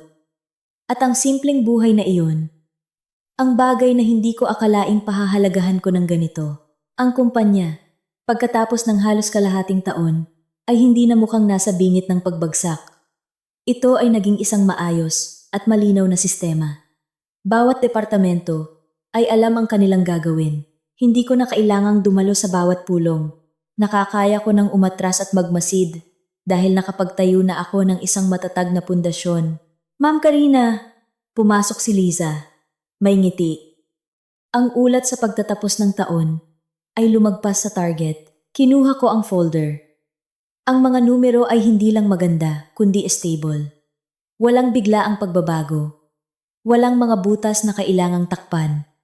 At iyon ang pinakamahalaga. Magaling. Sabi ko, yumuko si Liza. Umiling ako ng bahagya. Dahil sa ating lahat, ngumiti siya at umalis. Naiwan akong mag-isa. Ang sikat ng araw sa hapon ay malumanay, tulad ng kung paano huminahon ang lahat sa buhay ko. Nang hapong iyon, nakatanggap ako ng text mula kay Bea. Ate Karina, regular na po ako sa trabaho. Binasa ko ito. Hindi nagulat, pero huminto sandali. Hindi po malaki ang sahod, pero kaya ko na pong tustusan ang sarili ko. Sumunod na text.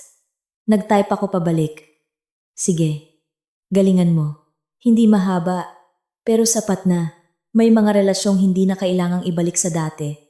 Kailangan lang magpatuloy sa ibang paraan. Isang linggo ang lumipas. Nakatanggap ako ng isang imbitasyon para sa opening ng isang maliit na kumpanya. Ang nagpadala, Rico. Hawak ko ang card. Tinitingnan ang mga simpleng salita. Walang anumang personal na mensahe. Inilapag ko ito sa mesa. Nang araw na iyon, pumasok ako sa trabaho tulad ng dati. Pero pagkatapos ng trabaho, kinuha ko ang card. Hindi dahil kailangan kong pumunta, kundi dahil gusto kong tapusin ang lahat ng maayos. Ang opening ay hindi malaki. Maliit na espasyo, ilang mesa at upuan, at isang bagong karatula. Pumasok ako. Walang nakapansin agad hanggang sa makita ako ni Rico. Natigilan siya sandali bago lumapit. Karina, kalmado ang boses niya. Congratulations, sabi ko. Salamat, nakatayo kami roon. Hindi masyadong malapit, hindi rin malayo. Parang dalawang taong dating magkasama sa iisang daan, pero lumiko sa magkaibang direksyon. Hindi nalilingon, pero nagkita sa isang maikling sandali. Hindi ko akalaing darating ka, sabi niya. Ako rin, sagot ko. Ngumiti siya ng bahagya. Tumango ako at tumingin sa paligid. Simple pero maayos. Isang tunay na simula. Nagsimula ako ulit mula sa wala. Paliwanag niya. Mabuti yan, sagot ko. Walang dagdag na tanong. Walang paghusga. Pagtanggap lang. Maya-maya, inilapag ko ang isang sobre sa mesa. Kaunting tulong. Tinitigan niya ito. Hindi binuksan. Hindi ko kailangan. Alam ko. Putol ko. Pero hindi yan para sa'yo. Natigilan siya. Para yan. Sa isang bagong simula. Natahimik siya bago tumango. Salamat. Walang maraming salita pero sapat na. Hindi ako nagtagal. Umalis ako ng hindi lumilingon. Dahil alam kong ang buhay namin ay may kanya-kanya ng landas. Paglabas ko, gabi na. Ang mga ilaw sa kalsada ay maliwanag. Huminto ako. Huminga ng malalim. At nagpatuloy. Nag-vibrate ang telepono ko. Isang text mula sa tiyo ko. Karina, kumpleto na ang lahat. Ngumiti ako. Opo, isang salita, pero puno ng kahulugan. Sumakay ako sa kotse at pinaandar ito. Dahan-dahang umandar ang sasakyan sa mga pamilyar na kalye. Pero iba na ang pakiramdam. Hindi na ito paghahanap, hindi na pagtakas. Isang malinaw na paglalakbay. Alam ko kung saan ako pupunta at kung bakit. Pag uwi ko, lumabas ako sa balkonahe. Isang nakasanayan na. Pinagmasdan ng syudad. Ang mga ilaw na walang katapusan. Pero sa pagkakataong ito, hindi ko na naramdamang maliit ako. Nakatayo ako roon ng matagal. Hindi iniisip ang nakaraan. Hindi nag-aalala sa hinaharap. Nandoon lang sa kasalukuyan. At sa sandaling iyon, naintindihan ko ang isang bagay. Hindi ako nanalo kanino man. Wala akong nawala. Bumalik lang ako sa tunay na ako. Isang bersyon na hindi na kailangang sumandal sa iba para mabuhay.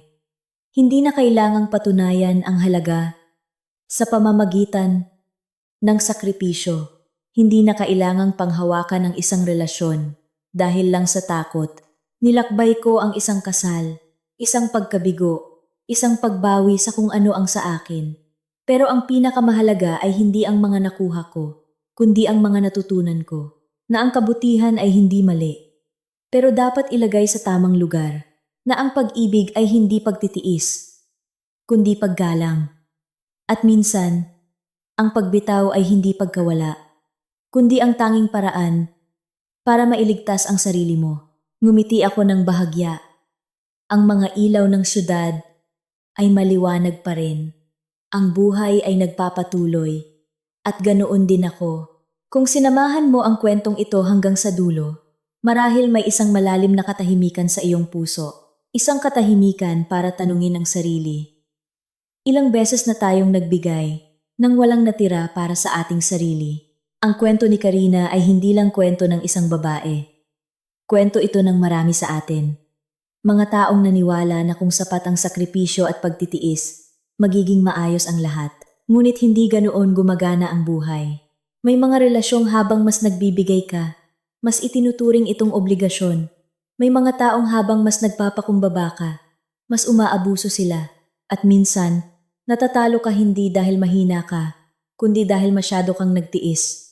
Ganoon si Karina dati. Hindi siya kulang sa talino o tapang. Pero ang nagkulong sa kanya ay isang bagay na pamilyar sa lahat. Pagmamahal at tiwala. Tiwalang magbabago ang taong mahal niya. Tiwalang maiintindihan siya. Tiwalang konting tiis na lang. ngunit hindi ginagantimpalaan ng buhay ang bulag na pagtitiis. Ibinabalik lang nito sa'yo kung ano ang hinahayaan mong gawin ng iba sa'yo. Ang pagbabago ni Karina ay hindi nangyari noong nagkapera siya o nabawi ang kumpanya. Nagsimula ito sa isang simpleng salita. Tama na. Itigil ang pagsuporta sa isang taong walang responsibilidad. Itigil ang pag-unawa sa mga bagay na hindi karapat-dapat. Itigil ang pagsakit sa sarili. Hindi iyon kalupitan, iyon ay paggising. At mula doon, nagbago ang lahat. Nakita niyo ba? Hindi siya naghiganti sa maingay na paraan. Hindi niya kailangan ng drama. Simple lang niyang binawi ang mga bagay na hindi dapat ibinigay sa simula. At hinayaang bumalik ang lahat sa tamang lugar. Ang isang kumpanyang gumuho ay hindi dahil sinira, kundi dahil bulok na sa loob. Ang isang taong nawalan ng lahat ay hindi dahil inagawan, kundi dahil hindi niya talaga ito pinahalagahan. Iyon ang batas ng sanhi at bunga. At ang pinakamagandang bahagi ng kwento ay hindi ang tagumpay ni Karina, kundi ang paraan ng kanyang pagbitaw. Hindi siya lumingon. Hindi nagdalamhati sa nakaraan. Nagpatuloy siya ng payapa. Nagpatawad, hindi para magkabalikan, kundi para gumaan ang sariling pasanin. Tumulong, hindi dahil may pagtingin pa, kundi dahil ayaw niyang maging mapait at umalis. Hindi dahil talunan, kundi dahil sa wakas, naintindihan na niya kung ano ang nararapat para sa kanya. Kung nasaan ka man sa kwentong ito, marahil ikaw si Karina sa simula o nasa isang mahirap na desisyon, tandaan mo ito. Hindi mo kailangang maging malakas agad. Kailangan mo lang maging matalino para malaman kung kailan dapat huminto. Hindi hinihiling ng buhay na maging perpekto ka. Kailangan mo lang huwag nang ulitin ang parehong pagkakamali